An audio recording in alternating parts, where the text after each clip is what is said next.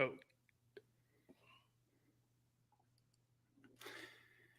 Well, Capital Collision has come and gone, and I can't say it was the most controversial show ever, the most consequential show ever, but we did see some pretty good wrestling in it, and we are going to break it down match by match here live on Friday night, just about a half an hour after the event ended. So, with Jeremy Finestone, I'm Steven Conway, and this is a special edition of Speaking of Strong Style.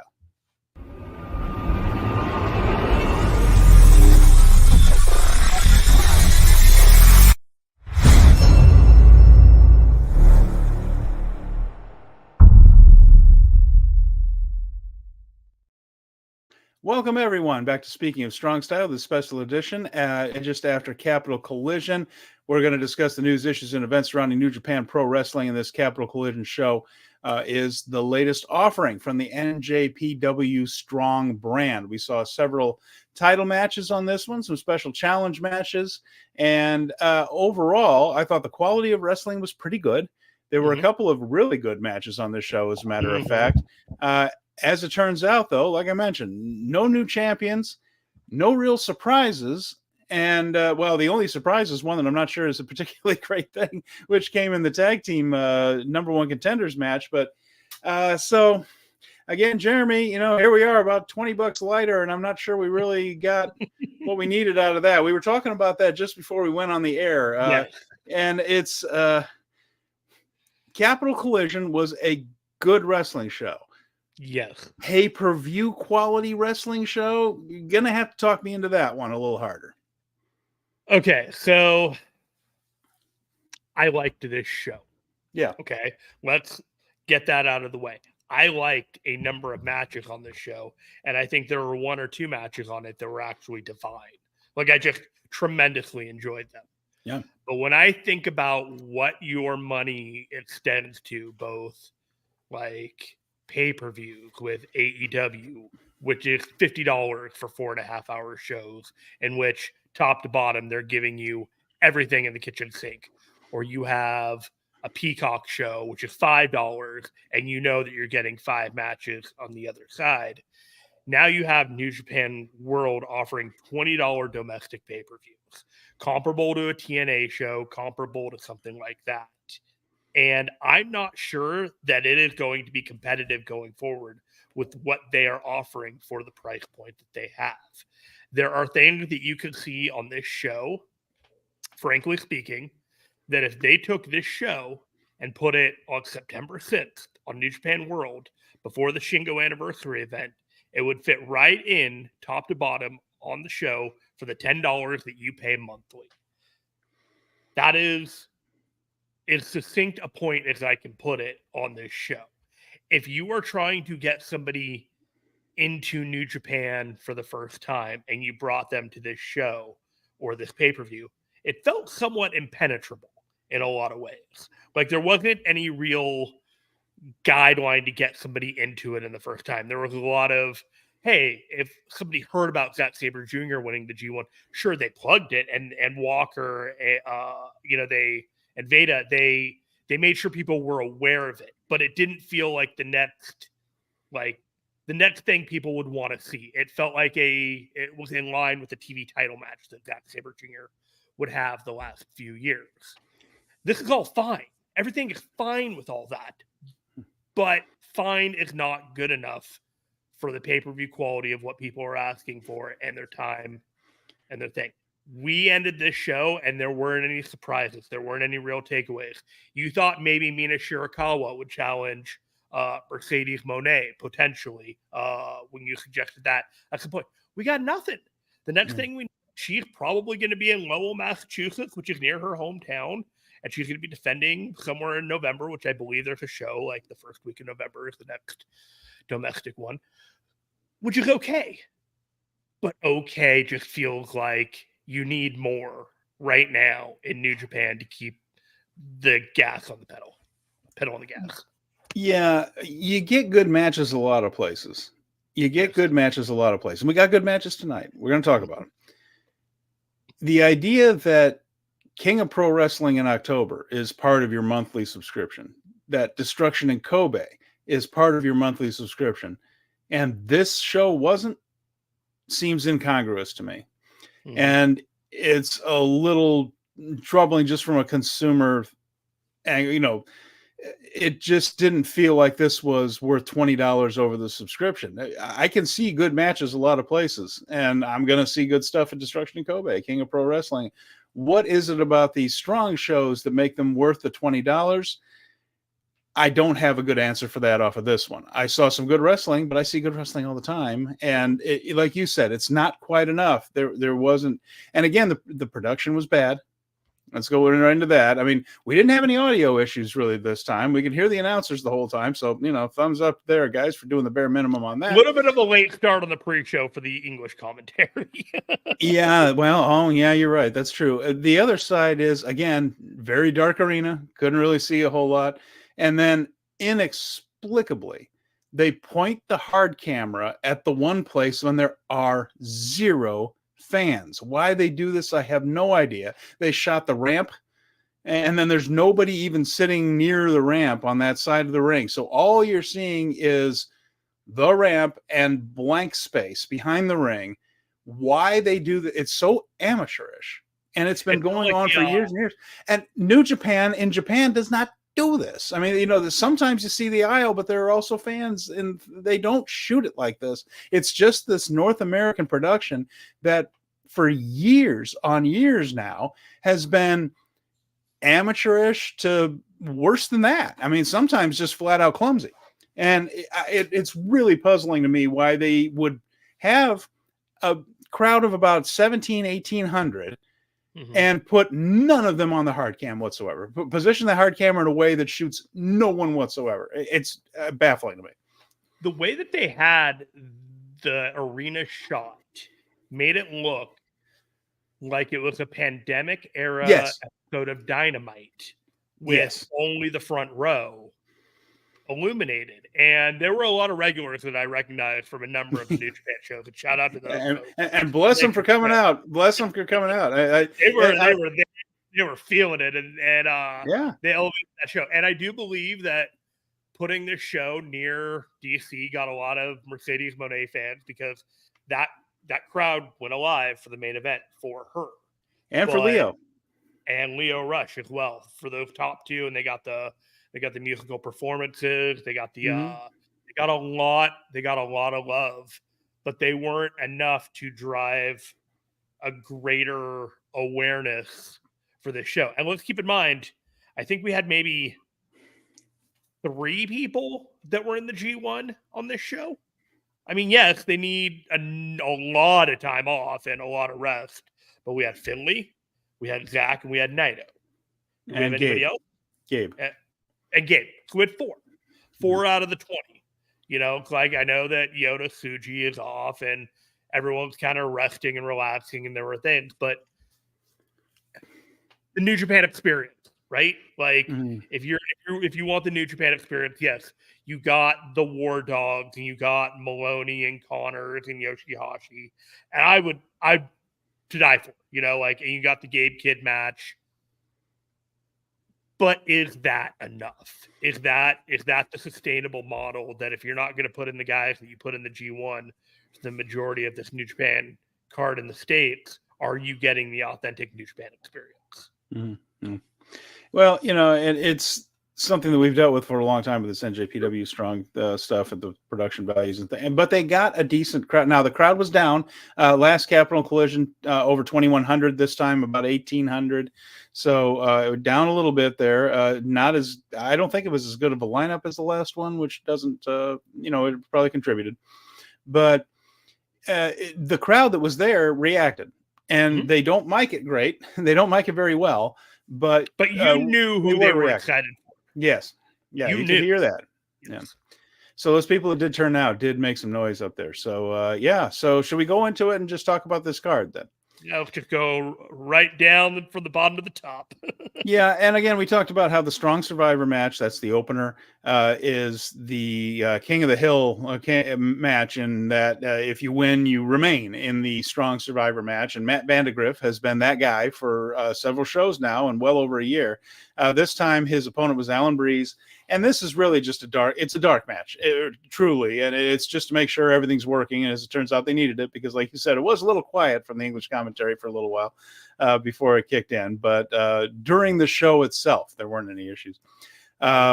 Vandegrift and Alan Breeze. Now, Vandegrift has apparently turned heel. But okay, so that is a thing. Sure.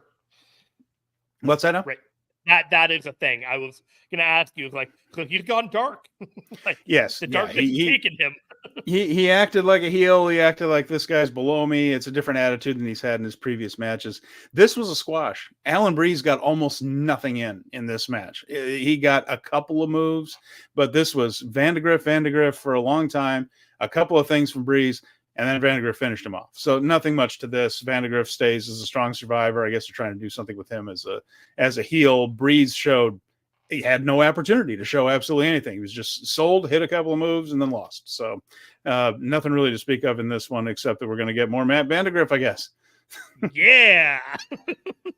Thank Christ. I need to do a little bit more research on Alan Breeze for next time to see if these guys are local talents that they are pulling from, or if this is within the New Japan system of some of these matches. I'm under the impression this is the Academy. I think so, but there was also a sense of like, would you really squash an Academy guy like that at that? Like, they sure you know did. what I mean? Like, there's a showcase factor of it that I want to make sure I'm clear on before we talk about the next one, because it was such a squash that I was kind of like, I should have looked into that one a little bit more. What's the next one? We have the women's tag match. Now, this was Mina Shirakawa and Hanako. Again, Hanako is a younger wrestler who is on an excursion in the United States. She did not take part in the 5-Star Grand Prix. And, of course, Mina has been a peripheral part of the Mariah May, Tony Storm storyline. She's been working with Ring of Honor and AEW. On the other side of that, Viva Van, who is actually Mina's tag partner back at the Windy City Riot, and Trisha Dora.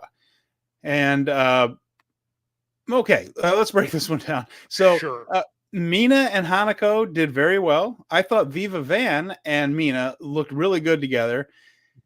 And Trisha Dora, man, she has a long way to go. She did not look good in this match at all. Her chops, kicks, everything looked very weak, very hesitant, and just seemed like she was not on the level of the others. And Viva has been a struggle in some other matches too, but she and Shirakawa actually looked pretty good in there together when they were doing some things tagged in with one another.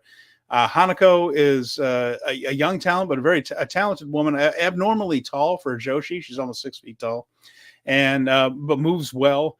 And double submission for the Japanese team, the Stardom team. Shirakawa got a figure 4 on Van. I believe Hanako got the torture rack on Trisha Dora. When 3 of them were in there, it was pretty good. When Trish was in there, it was a tough slog to go. So there were parts of this match that I got distracted with something that was going on personally that made me like just not enough to focus on it. But I noticed there were a couple of things about Hanako deferring to Mina with her belt and a couple other things at the very end that made me think that they were positioning Mina, something you suggested earlier, I think last week or yesterday on the show, that she is a possible challenger for the Strong title or the IWGP title. And they certainly did what they could to position her like that tonight, and then did nothing with it. She was definitely the star of this show. You're right. And the reason I thought about it was Windy City Riot, Alex Windsor was the star of the early in the night tag match. She ended up challenging. You remember how she challenged later on in the night, came back out and made the challenge. I thought maybe they'd continue that pattern the same way New Japan does often. If there's a special challenge singles match in the middle of the card, then the winner of that one is probably going to poke his head out through the curtain again after the main event, right? But not in this case, as it turns out. They might have other plans. So there were a couple of thoughts that I had about this, and we won't spend too much time on it because there isn't a whole lot to talk about on a bunch of these other things. Mina was one of 3 talents to pull a Rick Rude tonight on AEW Rampage, along with Grizzled Young Vets and Lio Rush. All three of them were all on AEW Rampage tonight. There is a sense that whatever big might potentially happen with Mina Shirakawa's probably going to happen on AEW because of the reach and the exposure. So there is a limit to exactly what she can accomplish here, especially feuding with Mercedes Moné, who's already in AEW. And since there's stuff with Tony Storm and Mariah May, it's messy. And so there's a ceiling to what Mina Shirakawa can do right now on the New Japan product. However, the charisma and the star power of her on these cards is so staggering that it is undeniable. You know, she just comes out there and she elevates the product that she's in. And it's one of those things that when people ask what it is, Mina has it. You know what I mean? Like, as a pro wrestler, like the whole thing is right there and it can deliver on a worldwide stage. And hell, man, I wouldn't even be shocked if like a WWE offer came towards her way at the way that she's been going. Once she goes freelance, all bets are off on her. But right now, I don't think that New Japan is going to be able to maximize her as a talent or take her as far as they want to. So maybe they're just holding, like putting the brakes on that and just letting it build until the time that they can. Because I don't think now's the right time. Mina is not as young as some of the other Stardom talents. There's a lot of talent in their early to mid 20s, and we don't know exactly how old Mina is. That's been kind of kept close to the vest, but we believe like mid, maybe late 30s. So if she gets a chance to cash in on a big contract, might be time for her to do it. And so the timing of this run where she's really looking like a star in North America might be the best thing for her there. So we'll see how that goes in the future. But I mean, she is a star in Stardom already. It's not like they aren't using her, but an Okada-esque run, like in your late 30s, where you cash in the big 4-year deal, that may be in Shirakawa's future. The exposure that she's had in the last 4 months of her career is massive compared to the amount of exposure she's had up to this point. And that's not to say that she hasn't had a lot of exposure. It's just the AEW access has been massive for her. And the other thing I'll say about Hanako real quick here on Excursion and learning a different way to work crowds. You know, the American crowd's very, very different than Japanese crowds. And that's just another little weapon in her arsenal to know how to get the fans into it, a different kind of fans into it in a different way, and then you can translate that back to Japan. And she's already pretty talented physically, but that was the thing I noticed about her is like, okay, all these matches in the US, she's starting to learn how to interact with an American audience. If you can take little bits of that, bring it back to Japan and get the Japanese crowd into it too, that could help her also. You know who Hanako kind of reminds me of? And I don't know if this comparison is appropriate or even like might get me in trouble, but I don't think it will. She kind of reminds me of Hikuleo. Tall? Well, just like the way that she moves around in the ring is not cumbersome, but lumbering and intimidating, but also it works. Mm-hmm. You know, like it just like she's imposing on other wrestlers, but in a way that she still has like life and movement. I believe she's the tallest Joshi at the moment. Like just as she's the tallest Joshi. So use that. I mean, if there's something that makes you unique, use it. So that was just what I was thinking about. I'm like, she kind of reminds me of that, but I don't know if I'm going to get in trouble for saying. That was the pre-show. Now, our first match on the proper show here was a 3-way tag team match. The winner would become the #1 contender for the Strong Openweight tag team titles that were held by TMDK going into this night. So as this match hit the ring, that was the thought. So we had Robbie Eagles and Bad Dude Tito from the TMDK group. So that would have had its own little subtext had they won, because another TMDK team are the champions. You had Tomohiro Ishii and Hiroshi Tanahashi, who we were sure were not winning this match. And then we had James Drake and Zach Gibson. I was very excited to see grizzled young veterans in a New Japan ring. We got it. It was fine. It was pretty good. There were a lot of matches to get through, so this didn't get a heap of time. And in the end, it was a high fly flow finish. And of all the things, the one team we thought wasn't going to win, Tanahashi and Ishii, got the pin. So Drake and Gibson are going to be involved heavily in AEW, and maybe there just isn't time for them to go off and do anything here. They decided not to go TMDK versus TMDK. And then we found out later in the night at Royal Quest, it'll be Ishii and Tanahashi challenging for those tag team titles, but we didn't know that at this point. When they got pinfall, I was like, well, I'll be darned. That was absolutely the opposite of what I thought they were going to do. We just knew that TMDK wasn't going to win, and we were just enthusiastic that it was the GYV time, and everything had been coalescing for them. And perhaps it is, but in AEW. And this is another one of those. It felt like there was only a certain level that some people could go right now because the plans are different over in AEW. And maybe this match was booked and they were hired before AEW decided that they were going to pull the trigger and do this. And that makes total sense that they had different plans at the time. But, Ishii and Tanahashi, they are good.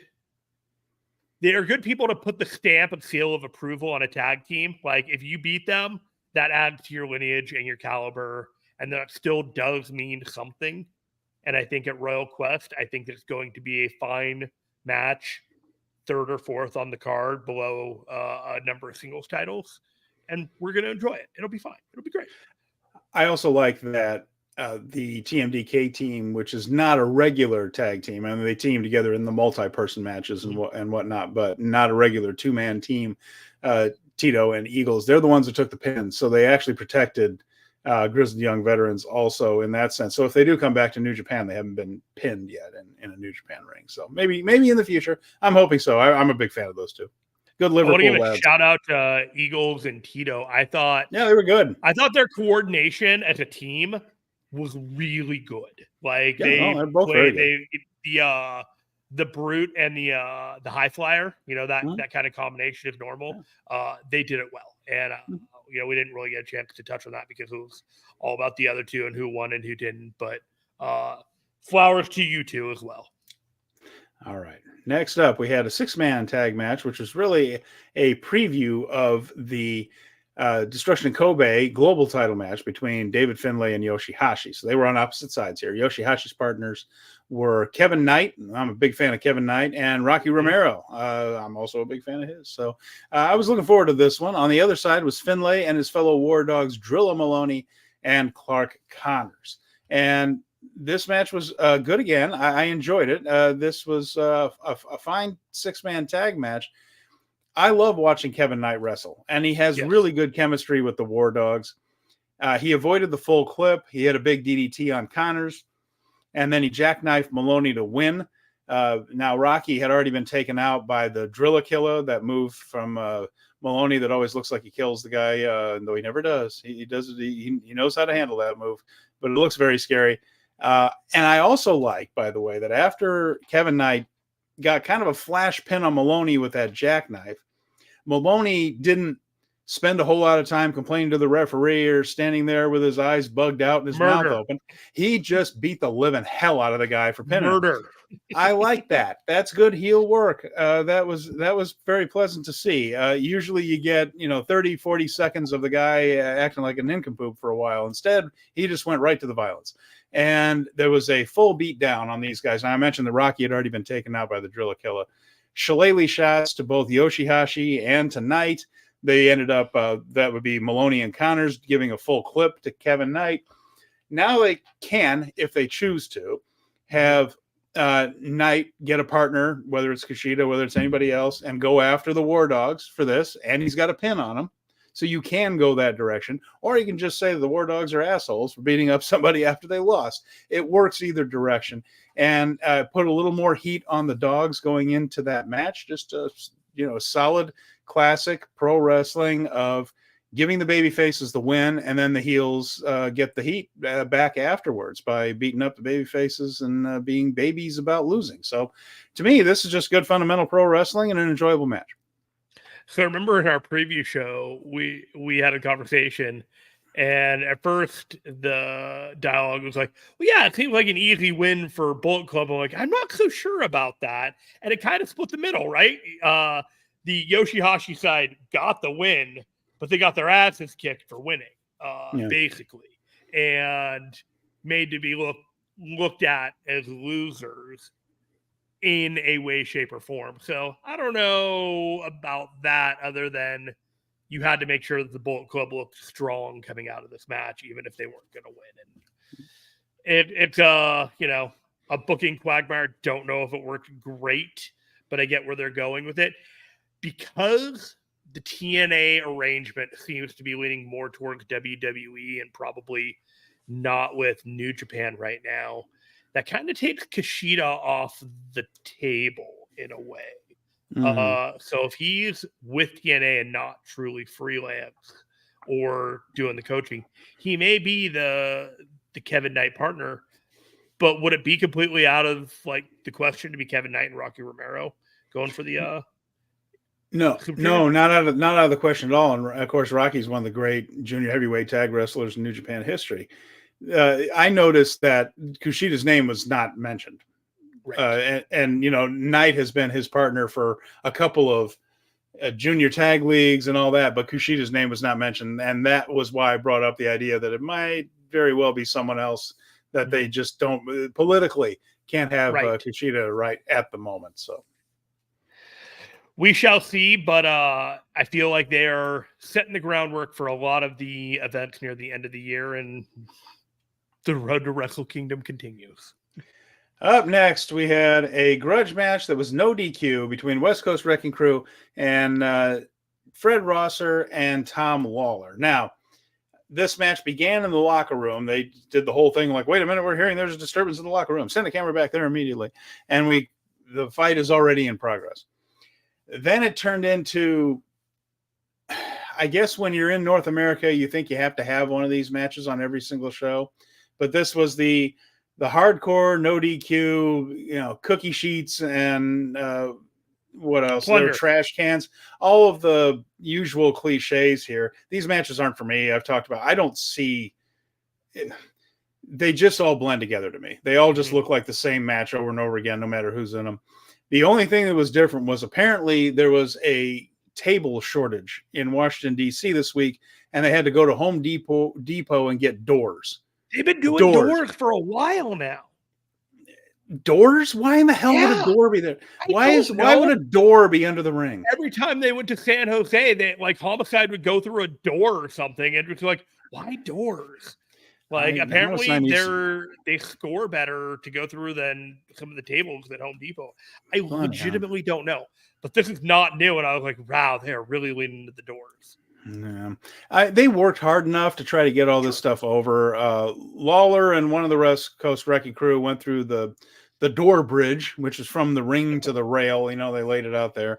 Rosser put the other one through a door in the corner and pinned him. But if you've seen one of these matches, you've seen 500 of them, and they all look alike.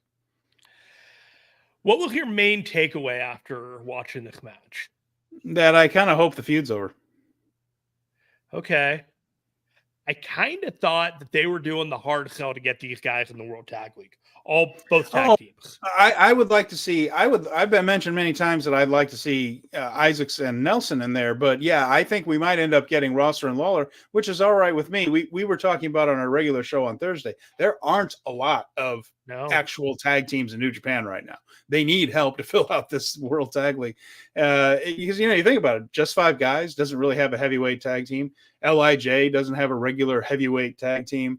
They're not the only factions like that. Bishamon is there, of course, but there are others that I guess you have Bebop tag team with Tanahashi and Yano, but now it looks like he may be teaming with Ishii. Who knows, right? But they need help in that sense. And yes, I do get the idea that we might see Rosser and Lawler in there.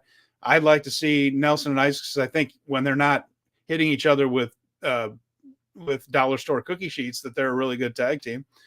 This type of match doesn't give you a chance to show any skill whatsoever, really. Yeah, this hopefully is the blow off to this whole feud, but I feel like there's one more match to go. I don't know. I just they got a rubber match, whatever this feud is, and I hope after that it's all done.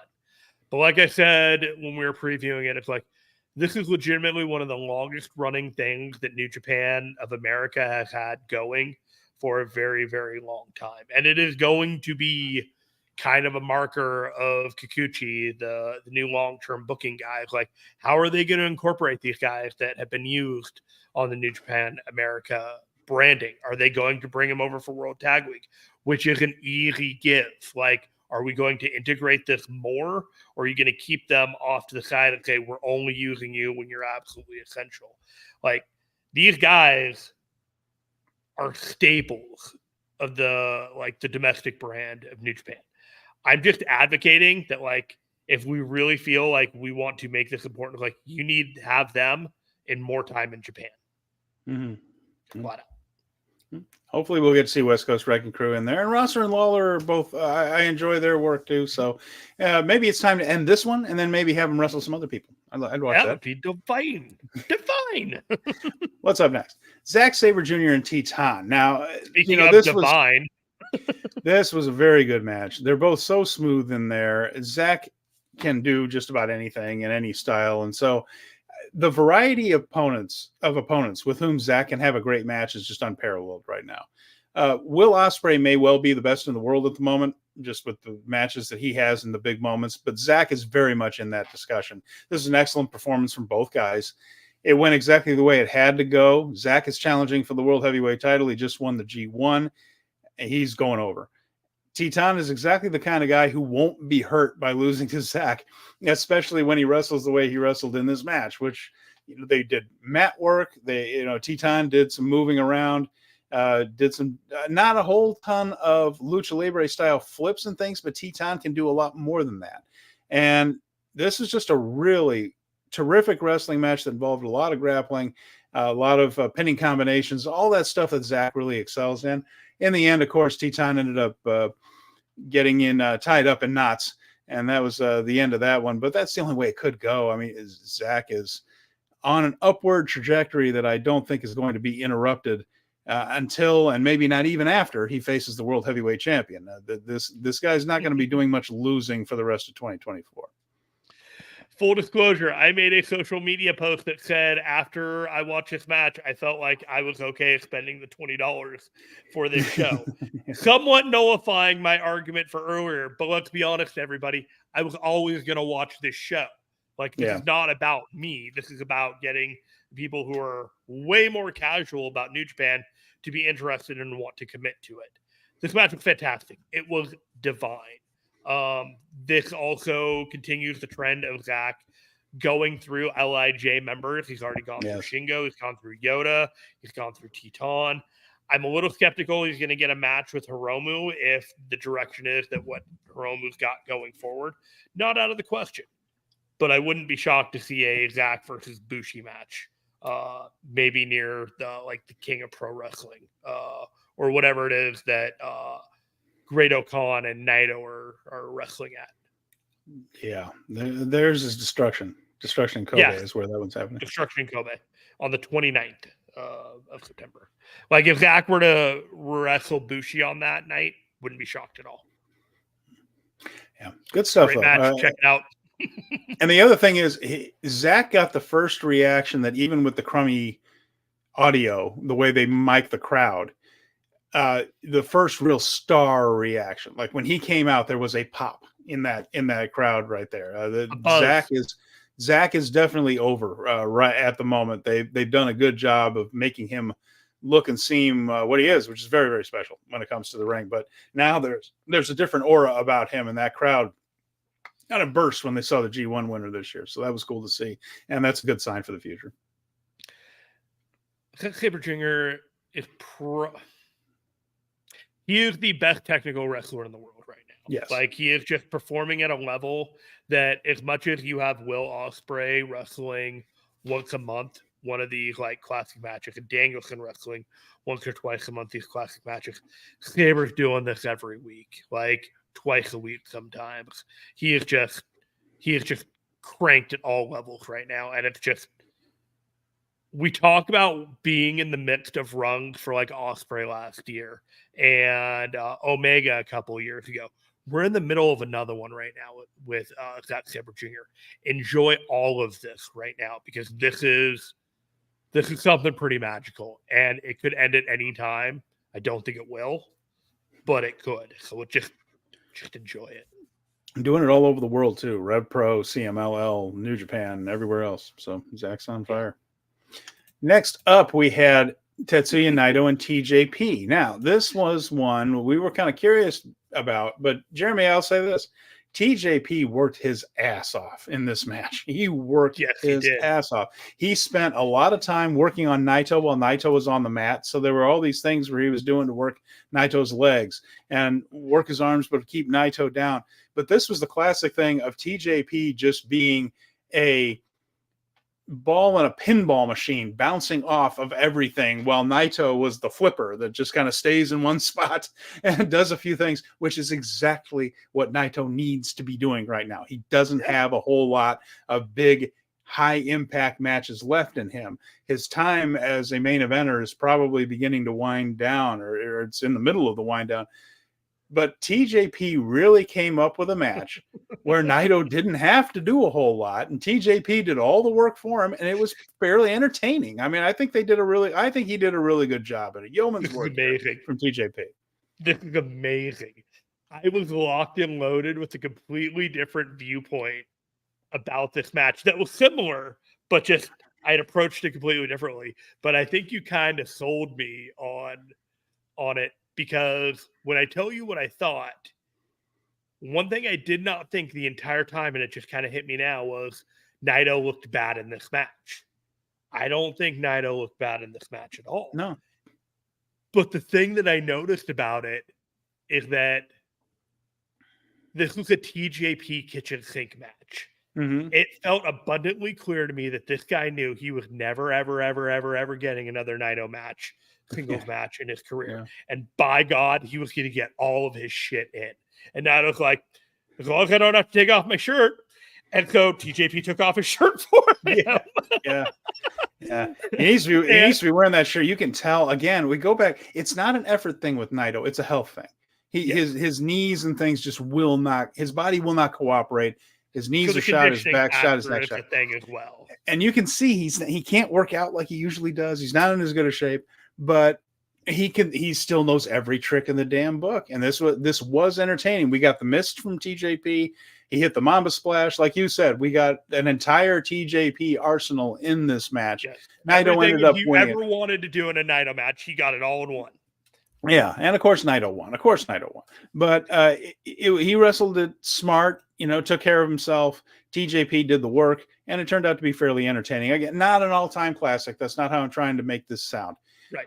I'm saying that considering what Naito's physical capabilities are, I think TJP got as much out of him as he could. They maximized their minutes with this match because there are things that Naito can't do, and they did not do them. And TJP did a lot of heavy lifting.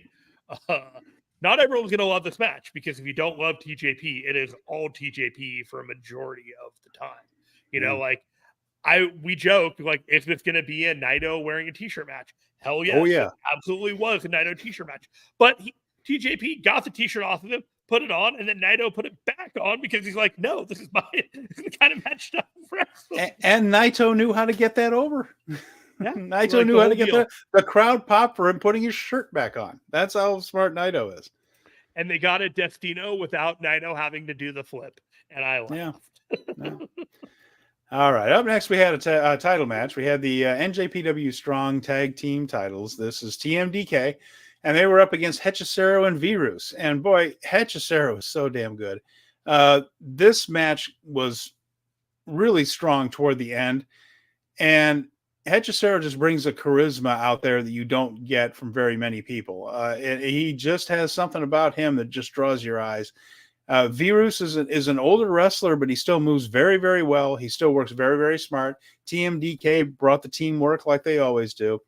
And they ended up getting the Tank Buster finish. But for me, it just made me want to see more and more Hechicero. And, of course, Hechicero recently had a little back and forth with Zack Sabre Jr. and CMLL, and he's been on the ascension. There's so much talent in CMLL right now. It's hard for any one person that's not named Mystico to stand out. Even somebody is phenomenally talented in Mascara Sagrada sometimes has to take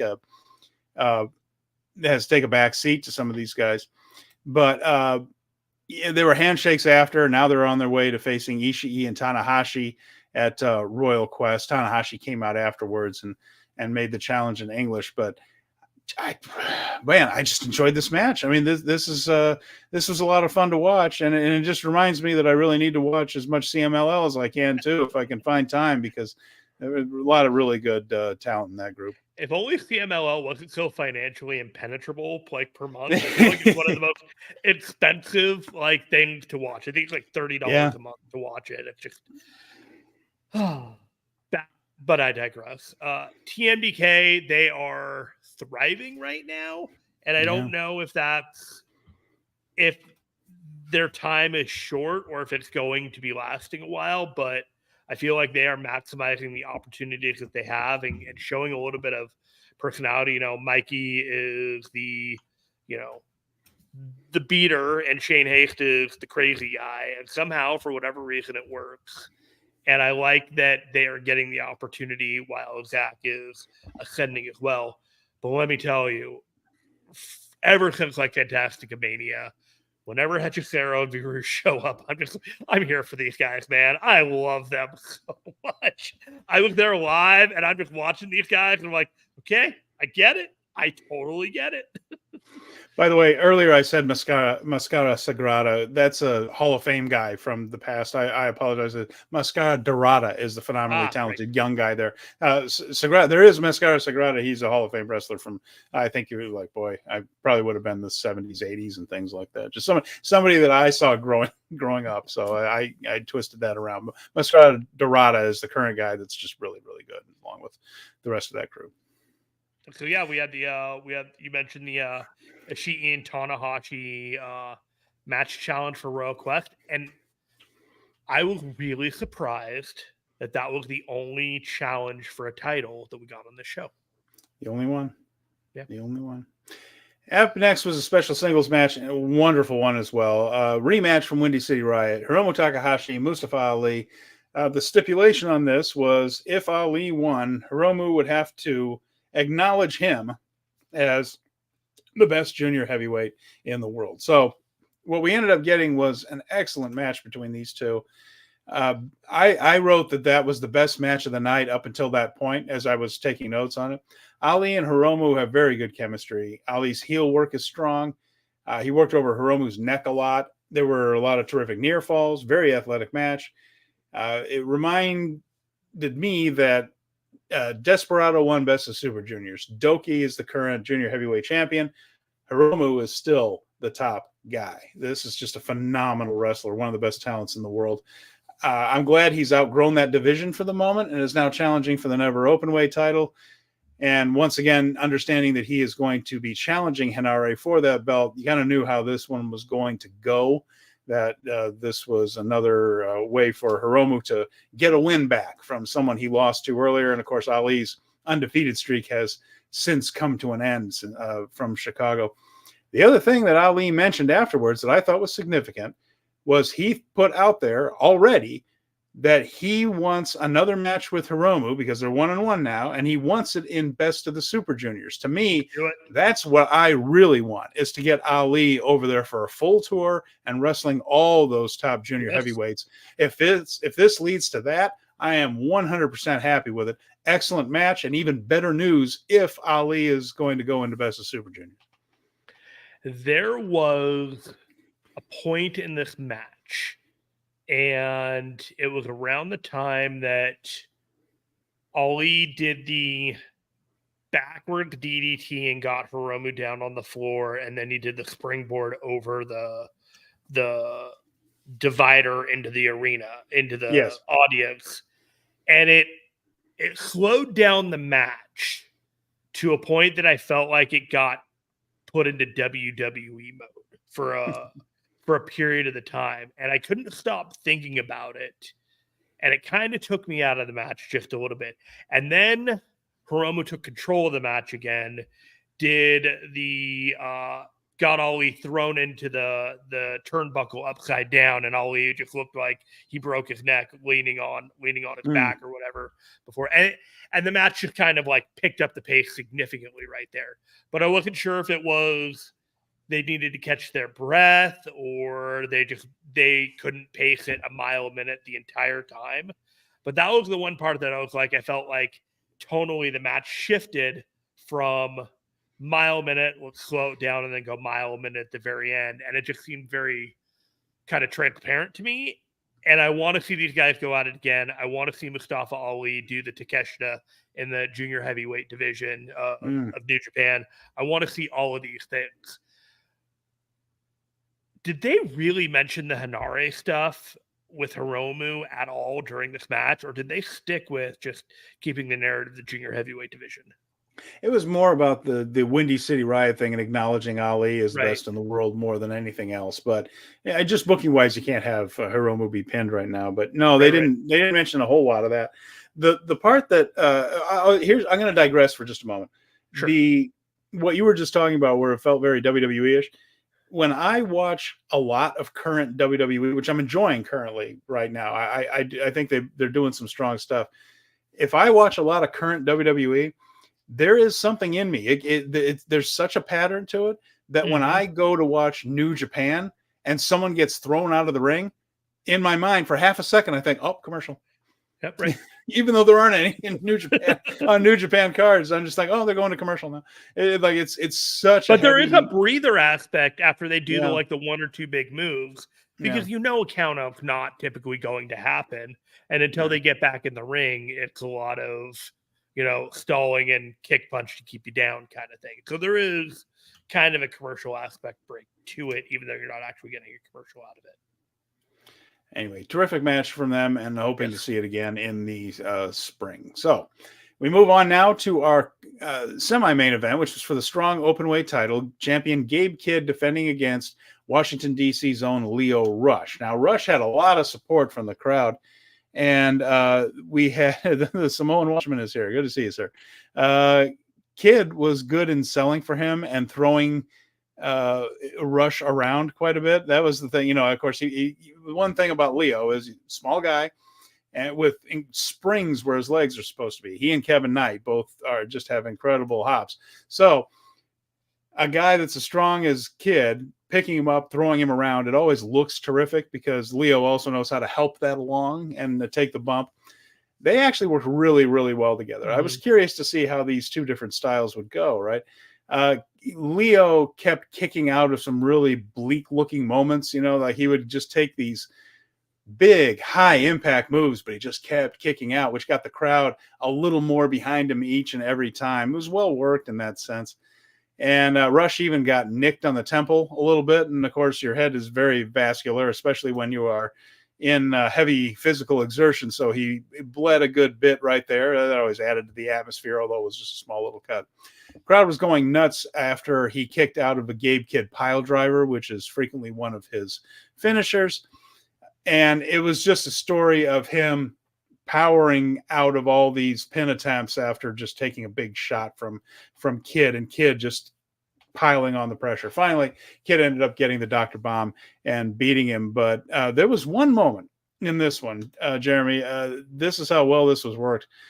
When Gabe Kidd swung a chair at Lio, he missed, it hit the top rope, bounced back up, and he hit himself in the head because of the rebound from the top rope. Actually looked pretty decent. A lot of guys don't do that quite right, but this one actually looked pretty decent. So then, of course, Lio goes right to the top, hit the final hour frog splash on him. And Jeremy, he had a lot of people in that crowd absolutely convinced that that was indeed the finish and that they were going to see a new champion. I mean, there was a real buzz in the crowd after he hit that final hour. And there was 1-2, and of course he got the arm up. There wasn't going to be a title change here. They're going to stick with Kidd on this one for a little while. But considering two very different sizes, two very different styles, I thought these two worked very well together, and I enjoyed this one.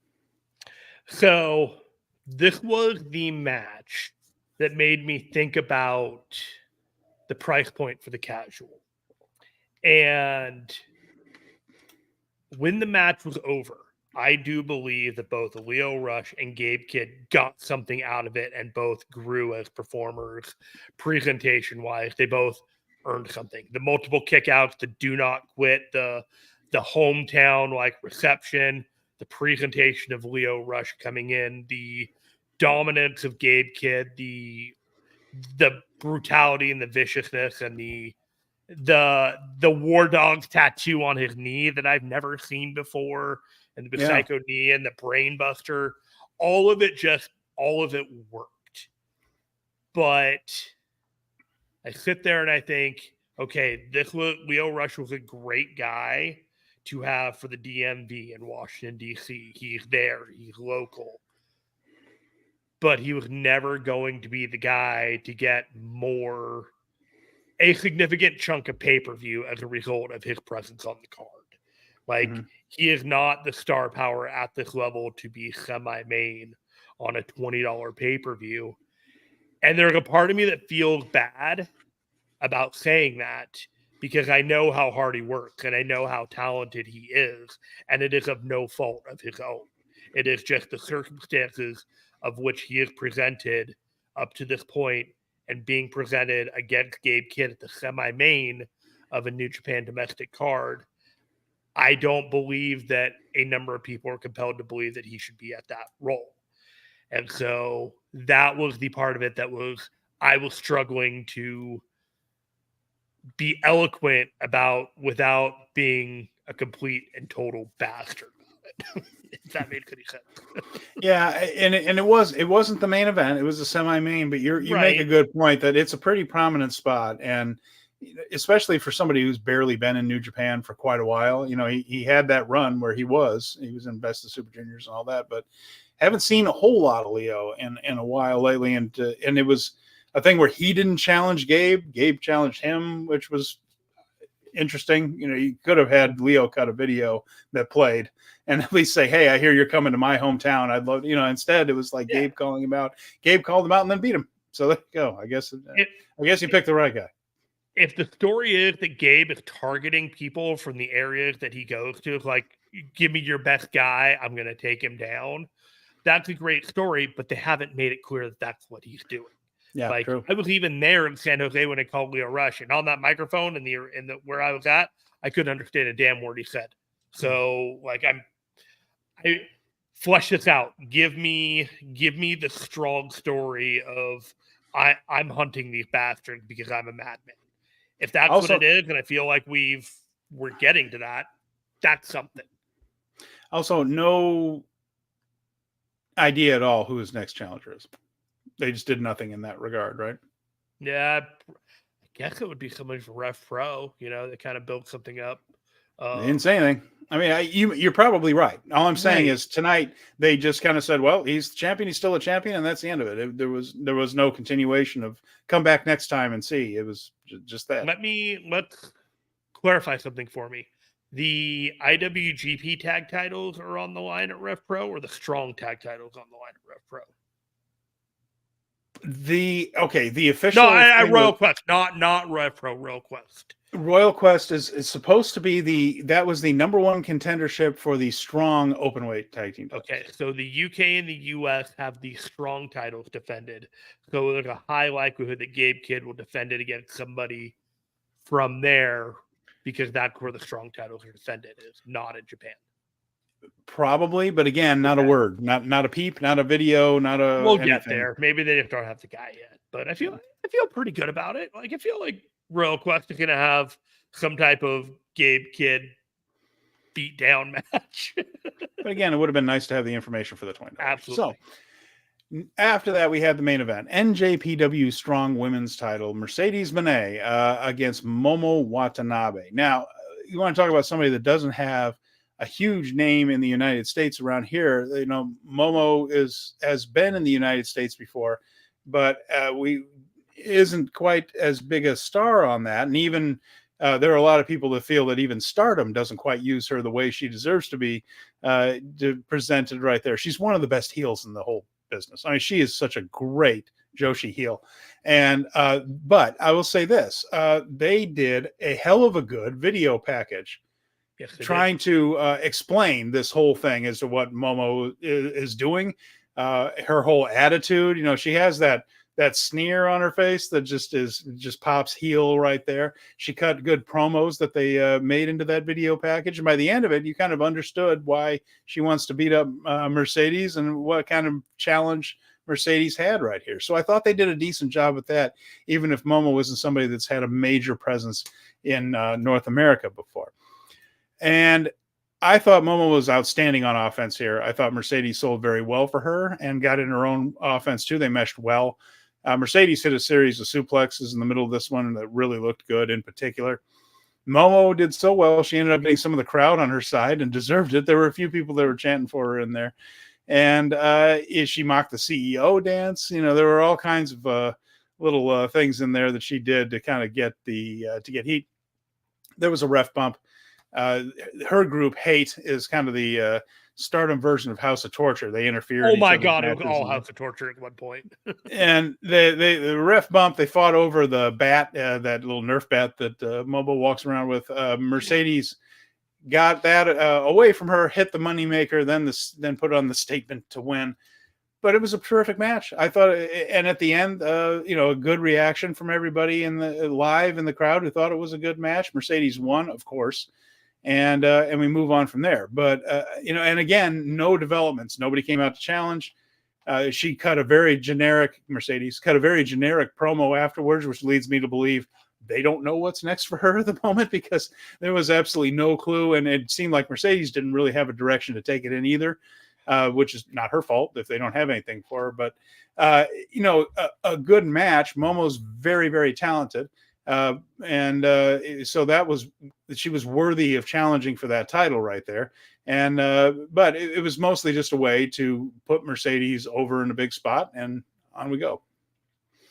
Yeah, so I don't think they have the opponent yet for Mercedes, because I presume that her next title defense will be at Fighting Spirit Unleashed on November 8th in Lowell, Massachusetts, which is so close to Boston that they're just going to feed somebody towards her. And I imagine it'll be somebody from Stardom again, because I'll be honest with you, I did a review of the AEW pay-per-view where she had a match with Britt Baker last week, and that match was not good. And there were a number of reasons and a number of criticisms for why that match wasn't very good. But she came back out tonight and she had a tremendous match with Momo Watanabe.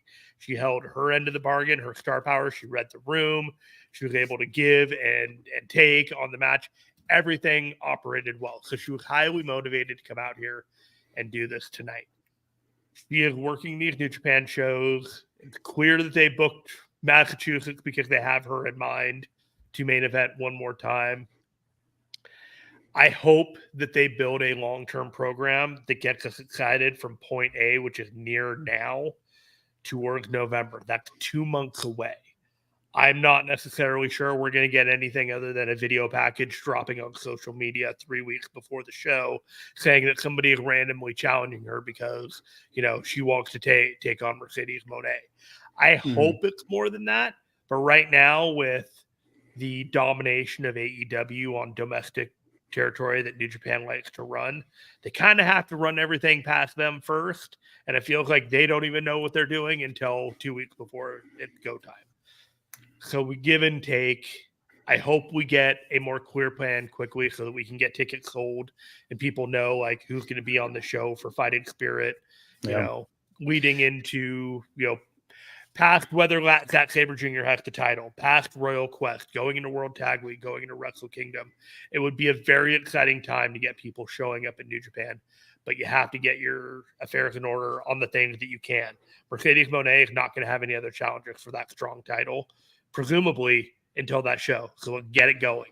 Get the top of the card now, please. Yeah, before we wrap things up here, it's worth noting Windy City Riot was a monstrous success and just a huge event. A lot of tickets sold, much more than most Strong shows ever do. And yes, Chicago is a very hot wrestling market. There's no doubt about that. But the other thing about Windy City Riot that stood out is they announced the matches early and they told the people what they were paying to see. And my worry on this is, here we go into Royal Quest. Here we go into this event in Lowell, Massachusetts. And coming out of this show, we've got nothing. We know that Royal Quest will have a tag team match, but for Lowell, no challengers, no matches announced, no idea what's coming. It's difficult to ask people to spend their money in advance when they just don't know what the hell they're going to see. And then the closer you get to it, the more likely those people are to have plans. I understand that New Japan, for kayfabe reasons, tries to keep things close to the vest because title matches are coming and things, but there's just all kinds of evidence that in North America, you've got to announce some matches. It might work better in Japan. Judging from some of the attendance figures we've seen, maybe that ain't even working so well over there. But that's the one thing I really, there's more than one thing, but that's one thing I really wish New Japan would work on, is just, we've got to announce something for these things and Absolutely. Just got to put something out there. And it when they did, it worked. The evidence is there. And yes, Chicago's a hotter market, but it puzzles me that you're going to have Mercedes in essentially a home game, and it's only a couple of months away, and they don't seem to have anything planned out for it. That is just, to me, that's a little bit of mismanagement. There is a sense that, like, they're just doing what they're doing despite what everyone else has got going on, right? Tonight, there was a TNA pay-per-view as well. Yeah. That you could watch on their streaming platform. You had WWE SmackDown. You have Bash in Berlin tomorrow. You had an AEW pay-per-view last week. You have an AEW pay-per-view next week. 5-star Grand Prix finals are coming. 5-star Grand Prix final, like, imminently. It's just this whole sense that it's you gotta tell people what to look forward to. Build it early, build it often. There were mistakes made in getting the outreach, and like the card, excited for people in this one. Don't repeat those same mistakes for Lowell, Massachusetts. Right. I know you got to get through Royal Quest, and I know that there's a reality that some of those strong titles will be defended there, and you can't book some of these other ones. But I don't think Mercedes Moné is going to Royal Quest in the UK, not when she has New Japan obligations. So until that's clear, let's get that match on the books, you know? Mm-hmm. All right. Well, with that in mind, that was Capital Collision. So we, of course, will be back at our regular time. That's Thursday at 5:30 p.m. Eastern. And we will be previewing Shingo Takagi's 20th anniversary show. We'll look ahead to the whole Destruction tour leading into Destruction in Kobe, and then any other news that pops up in the meantime. But we want to say thanks to everybody who took the time to be with us here in this special edition after Capital Collision. Anything else you want to add before we sign out, Jeremy? Yeah, let's before we go, what's your final grade on this show? You mean always like A, B, C, D? That like, what's your recommendation? However you want to, just like the takeaway for what you thought about this show for the people listening and watching. Well, I felt that the main event was definitely worth the time. Mone and Watanabe did a good job. I thought that Lio and Gabe Kidd did well, but I thought the best match was Hiromu Takahashi versus Mustafa Ali. But there was good wrestling through most of this. There were a couple of things that were just kind of there. The hardcore match, never mind that one. But other than that, just those guys are talented. Just let them wrestle. But yeah, so I do think there was good stuff on here, and I would say Ali and Hiromu is the true match of the night. And then from there, I would give this one a solid B, B plus. I would say. I don't know if it's an A just because it didn't have that kind of excitement, no surprises, no big events coming out of it. But I will say B plus just because there was some very good wrestling. Yeah, I'd agree with you. I want to say like a B. I think I liked Zack Sabre and Titan a little bit more than Mustafa. That was very good. And Hiromu. I think the floor for the wrestling once the main card started was very, very high. Yeah. But what you are asking for people to watch, both their time and their money, there was something lacking on this show that prevented it from being something that you could tell people like, hey, you need to go out of your way to go watch this show. There wasn't anything that if you've seen any New Japan on New Japan World, Mercedes on AEW. You've had access to all of these wrestlers elsewhere, and there was nothing presented on this show that would make you think, like, I have to see this performance of theirs. All right. I think I agree with you right there. So once again, we will be back Thursday at 5:30 Eastern to talk Shingo Takagi's 20th anniversary show. In the meantime, I hope everybody out there has a good week. Thanks once again for everybody listening as a podcast or who joined us here on YouTube. We're grateful for your time. So for Jeremy Finestone, I'm Steven Conway. This has been Speaking of Strong Style, and we will talk to you again real soon.